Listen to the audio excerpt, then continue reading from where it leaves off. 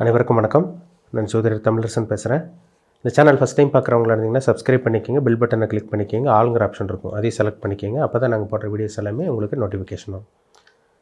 இன்றைக்கி நம்ம இந்த வீடியோவில் எதை பற்றி பார்க்க போகிறோன்னா, 2026ஆம் ஆண்டு புத்தாண்டு பலன் பார்த்துட்ருக்கோம். அந்த வரிசையில் 2026ஆம் ஆண்டில் இந்த வருஷத்தில் யார் கடன்காரன் ஆக போகிறாங்க, யார் கடனாளியாக மாற போகிறாங்க, யாருக்கு கடன் கிடைக்க போகுது, அதை நம்ம பார்த்துடலாம். சரிங்களா? கடன் பார்த்திங்கன்னா கடன் இல்லாத ஆட்கள் சொல்லலாம். சரிங்களா? ஆனால் ஒரு சில பேருக்கு கடன் கிடைக்காது, கேட்ட இடத்துல உதவி கிடைக்காது, கை விரிச்சிருவாங்க, சப்போர்ட் பண்ண மாட்டாங்க.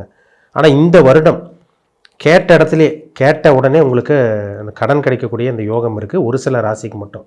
அது எந்தெந்த ராசிக்குன்னு நம்ம பார்த்துடலாம். முதல் ராசி காலபுருஷ தத்துவப்படி முதல் ராசியான மேஷராசி நேயர்களுக்கு நம்ம பார்ப்போம். ஏன்னா மேஷத்துக்கு விரை சனி போயிட்டுருக்கு. விரை சனி போயிட்டுருக்கு. உங்களுக்கு செலவு மேலே செலவாக போயிட்டுருக்கு. உங்களுக்கு இந்த வருஷம் 2026ஆம் ஆண்டு பார்த்திங்கன்னா கேட்ட இடத்துல கடன் கிடச்சிடும்.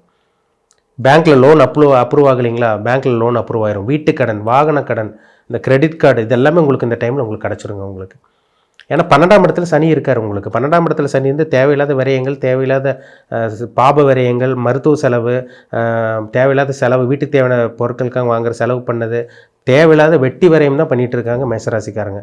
அதாவது பணம் வரதும் தெரியாது, போகிறதும் தெரியாது. ஆனால் பணம் வரும் உங்களுக்கு, ஆனால் வரதும் தெரியாமல் போகிறதும் தெரியாமல் உங்களுக்கு செலவு மேலே செலவாக இந்த 12ஆம் இடத்துல இருக்க சனி உங்களுக்கு செலவு வச்சுட்டு இருக்கு. இப்போ குரு 4ஆம் இடத்துக்கு உங்கள் ராசிக்கு 12ஆம் இடத்தையே பார்த்துருவார். சுப செலவாக உங்களுக்கு கன்வெர்ட் ஆக ஆரம்பிச்சிடும். சரிங்களா? ராசிக்கு 12ல் சனி இருக்கிறக்கும் குரு பார்வை இருக்கிறக்கும் நிறையா வித்தியாசம் இருக்குது.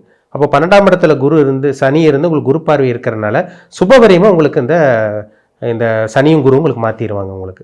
சரிங்களா? அதனால் கவலைப்படாதீங்க. கேட்ட இடத்துல கடன் கிடைக்கும். 4ஆம் இடத்துல குரு வர்றார். ஒன்றா வீட்டு கடன், ஒரு இடம் வாங்க போகிறீங்கன்னு வச்சுக்கோங்களேன், வெளியே கடன் கேட்பீங்க, கேட்ட உடனே கடன் கிடச்சிரும் உங்களுக்கு. அதே மாதிரி பார்த்திங்கன்னா ஒரு வீட்டு கடன் லோன் அப்ளை பண்ணியிருப்பீங்க, லோன் அப்ரூவே ஆகிருக்காது, உங்களுக்கு ரிஜெக்ட் ஆகிட்டே இருந்திருக்கும். இந்த டைமில் பார்த்திங்கன்னா பேங்க்கில் கரெக்டான இடத்துல போய் உங்களுக்கு அந்த டைமில் போய் கரெக்டாக கிளிக் ஆகும். உங்களுக்கு கேட்ட இடத்துல பேங்க்கில் லோன் உங்களுக்கு அப்ரூவ் ஆயிரும். இது நிச்சயமாக உங்களுக்கு மேஷராசிக்காரங்களுக்கு அமையும். புதுசாக வீடு வாங்குறது, நிலம் வாங்குறது, ப்ராப்பர்ட்டி வாங்குறது, வீடை மாற்றுறது, வீடை ஆல்ட்ரேஷன் பண்ணுறது, இதுக்கு மாதிரி பார்த்திங்கன்னா ஒரு நல்ல விஷயத்துக்காக கடன் நிச்சயமாக அந்த வருடம் மேஷராசிக்காரங்களுக்கு அமையும். அதில் டவுட்டே கிடையாதுங்க. சரிங்களா? 2 வீலர் பார்த்திங்கன்னா இல்லை 4 வீலர் கார் வாங்குறீங்க, ஒரு லட்சக்கணக்கில் கார் பணம் போட்டு கார் வாங்குறீங்க, இன்வெஸ்ட்மெண்ட் முதலீடு பார்த்திங்கன்னா அளவாக முதலீடு போட்டு மாதம் மாதம் இஎம்ஐ கட்டுறீங்களா, அது ஒரு கடன் தான். இது ஒரு நல்ல விஷயத்துக்காக கடன் தான். இந்த மாதிரி நல்ல கடனெல்லாம் உங்களுக்கு நிச்சயமாக அமைஞ்சிடும். இந்த வருடம் பாருங்கள், மேஷராசிக்காரங்க 2 வீலர் 4 வீலர், ஒரு சொத்து சுகம், வண்டி வீடு வாங்கணும், சொத்து சுகம் எல்லாமே இந்த டைமில் உங்களுக்கு அமைஞ்சிடும். அது கடனில் அமையும். உங்களுக்கு நல்ல கடனாக உங்களுக்கு இருக்கும். சரிங்களா? பயப்படவே வேண்டாம். அடுத்து பார்த்திங்கன்னா முக்கியமான ஒரு ராசின்னு சொல்லலாம். அடுத்து பார்த்திங்கன்னா உங்களுக்கு துலாம் ராசி. ஏன்னா காலபுருஷத்துவப்படி காலபுருஷத்துவப்படி 7ஆம் ராசி துலாம். அந்த ராசிக்கு 6ஆம் அதிபதியாக உங்களுக்கு குரு வந்துடுறாரு. உங்களுக்கு 6ஆம் அதிபதி குரு 10ல் தான் உச்சமடைகிறார் உங்களுக்கு. அப்போ 6ஆம் இடங்கிறது கடன், 3ஆம் இடங்கிறது முயற்சி, 10ஆம் இடங்கிறது பார்த்திங்கன்னா தொழில். அப்போ தொழிலுக்காக நீங்கள் கடன் வாங்குறது. ஆனால் சக்ஸஸ் பார்த்துருவீங்க, வெற்றி பார்த்துருவீங்க கண்டிப்பாக. ஏன்னா 6ஆம் அதிபதி 10ஆம் இடத்துல இருக்கார், 3ஆம் அதிபதி 10ஆம் இடத்துல இருக்கார்.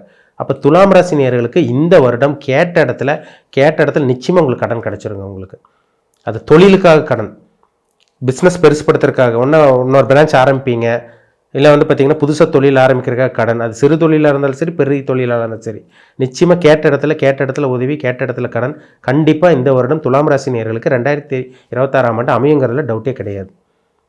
அப்போ துலாம் ராசி நேயர்களுக்கு இந்த வருடம் கேட்ட இடத்துல உதவி, கேட்ட இடத்துல கடன் கிடச்சிரும் உங்களுக்கு. சரிங்களா? அது கண்டிப்பாக உங்களுக்கு வளர்ச்சி கடன் தான், முன்னேற்றத்துக்கான கடன் தான். வீழ்ச்சியான சில விஷயங்கள் வீழ்ச்சிக்கான கடன் கண்டிப்பாக இருக்காது. அடுத்த கட்டத்துக்கு போகிறதுக்கு தான் நீங்கள் பார்ப்பீங்க. இந்த வருடம் துலாம் ராசி நேயர்களுக்கு ஒரு பொன்னான காலகட்டமாக இருக்கும். அதனால் கவலைப்படாதீங்க. துலாம் ராசி நேயர்களுக்கு கேட்ட இடத்துல உதவி, கேட்ட இடத்துல கடன், அது தொழிலுக்கான கடனாக இருக்கலாம், இல்லை பார்த்திங்கன்னா வண்டி வீடு வாகனம் சொத்து வாங்குறதுக்கு இதுக்காக கடனாக கூட இருக்கலாம் உங்களுக்கு. ஏன்னா குரு உங்களுக்கு 4ஆம் இடத்தையும் பார்க்குறாரு. அப்போ உங்களுக்கு துலாம் ராசி நேயர்களுக்கும் கேட்ட இடத்துல உதவி, கேட்ட இடத்துல கடன் கிடச்சிடும். அடுத்து தனுசு ராசி. தனுசு ராசிக்கு பாருங்கள், குரு 8ஆம் இடத்துலேயே இருக்கார். 8ஆம் இடத்துலேயே இருக்கார். உங்களுக்கு அஷ்டமஸ்தானத்தில் இருக்கார் உங்களுக்கு. ஏன்னா 6ஆம் இடங்கிறது கடன் தான், 8ஆம் இடமும் உங்களுக்கு கடன் தான்.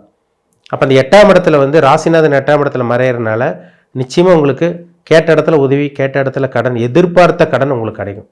ஒரு இடத்துல கடன் கேட்டிருப்பீங்க, உங்கள்கிட்ட கேட்கலாமா வேண்டாமான்னு ஒரு டவுட் இருந்திருக்கும். சரி கேட்டு தான் பார்க்கல, கண்டிப்பாக கிடைச்சோன்னு ஒரு மனசு உங்களுக்கு தோணும். நிச்சயமாக அந்த டைமில் உங்களுக்கு கிடைக்கும். கேட்ட இடத்துல கடன் கிடைக்கும். ஏன்னா 8ஆம் இடத்துல இருக்க குரு 12ஆம் இடத்தை பார்க்குறார், ராசிக்கு 2ஆம் இடத்தை பார்க்குறார், ராசிக்கு 4ஆம் இடத்தை பார்க்குறார். அப்போ தனுசு ராசி நேயர்களுக்கும் ஒரு வீடு வாங்குறது, ஒரு சொத்து வாங்குறது, இந்த மாதிரி விஷயங்கள் கடன் கிடைக்கும். இல்லை நீங்கள் வந்து படிச்சுட்டு இருக்க ஸ்டூடெண்ட்டாக இருக்கலாம், இல்லை வேலை செய்யறதுக்காக வெளிநாடு போகலாம், வெளியூர் போகலாம், அதுக்காக கடன் வாங்குறது, இந்த மாதிரி விஷயங்கள் தனுசு ராசி நேயர்களுக்கும் நிச்சயமாக அமைஞ்சிடும். இல்லை ஒரு ப்ராப்பர்ட்டி வாங்க போகிறீங்க, ஒரு லேண்டு வாங்க போகிறீங்க, அந்த லேண்டு வந்து பார்த்திங்கன்னா உங்களுக்கு பிடிச்சிருச்சு, ஒரு இடத்துல கடன் கேட்டிருக்கீங்க, இந்த டைமில் உங்களுக்கு கிடைக்கும். பேங்க் லோன் அப்ரூவ் ஆகும் உங்களுக்கு, பேங்க்கில் கடன் உங்களுக்கு கிடைக்கும் உங்களுக்கு. இந்த மாதிரி விஷயங்கள்லாம் தனுசு ராசி நேயர்களுக்கும் 8ஆம் இடத்துல இருக்க குரு 12ஆம் இடத்தை பார்க்கறதுனால, ஏன்னா 12ஆம் இடத்தை பார்த்துட்டாலேங்க அது சுபவிரயத்தை கொடுத்துருங்க உங்களுக்கு. 12ஆம் இடத்தை குரு பார்த்துட்டாலே செலவு தான். 12ஆம் இடம் நியாயமான செலவாக இருக்கும், கரெக்டான செலவாக இருக்கும். 12ஆம் இடத்தை குரு பார்த்துட்டாலே அது நல்ல செலவாக இருக்கும் உங்களுக்கு. அது உங்களுக்கு 4ஆம் இடத்தையும் குரு பார்க்குறாரு பாருங்க. அப்போ வீடுக்கு உண்டான இடம் 4ஆம் இடம், வாகனத்துக்கு உண்டான இடம் 4ஆம் இடம், வீடு கட்டுறது எல்லாமே இந்த 4ஆம் இடம் தான். அப்போ இந்த இடத்துக்கு வந்து குரு பார்வை இருக்கிறனால நிச்சயமாக வந்து பார்த்திங்கன்னா உங்களுக்கு அந்த சொத்து வாங்கக்கூடிய அந்த யோகம் பரிபூர்ணமாக தனுசு ராசிக்காரங்களுக்கு இருக்குது. கேட்ட இடத்துல உதவி கடன் கிடச்சிடும். அப்போ தனுசு ராசி நேயர்களுக்கும் கடன் கிடைக்க போகுதுன்னு அர்த்தம்.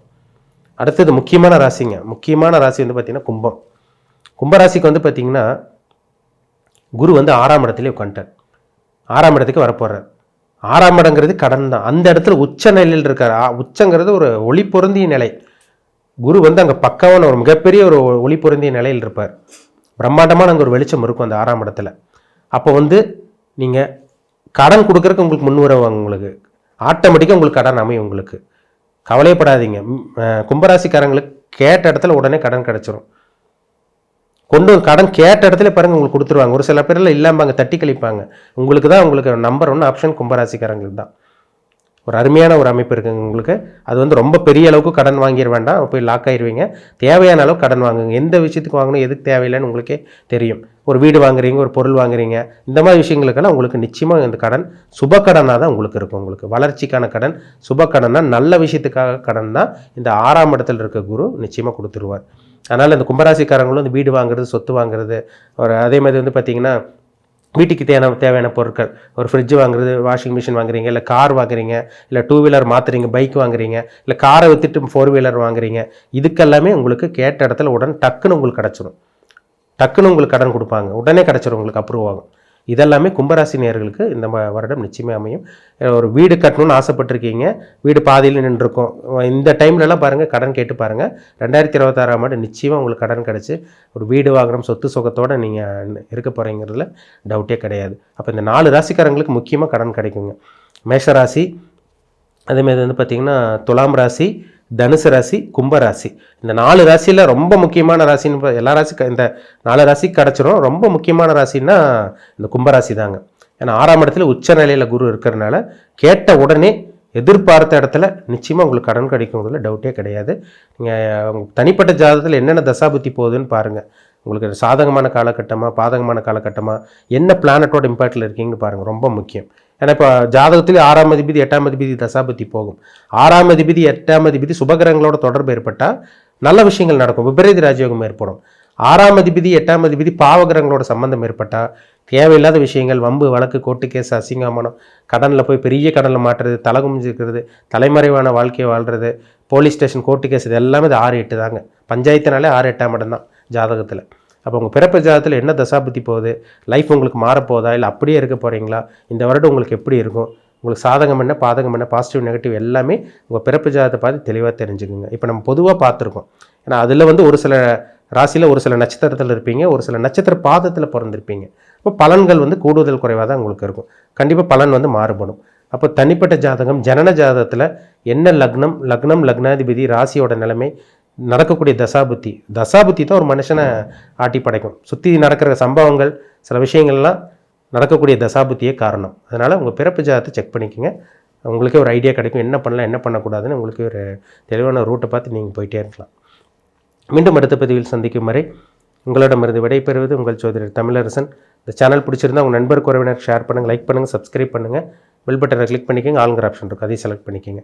அப்போ தான் நாங்கள் போடுற வீடியோஸ் எல்லாமே உங்களுக்கு நோட்டிஃபிகேஷன் வரும். நன்றி, வணக்கம்.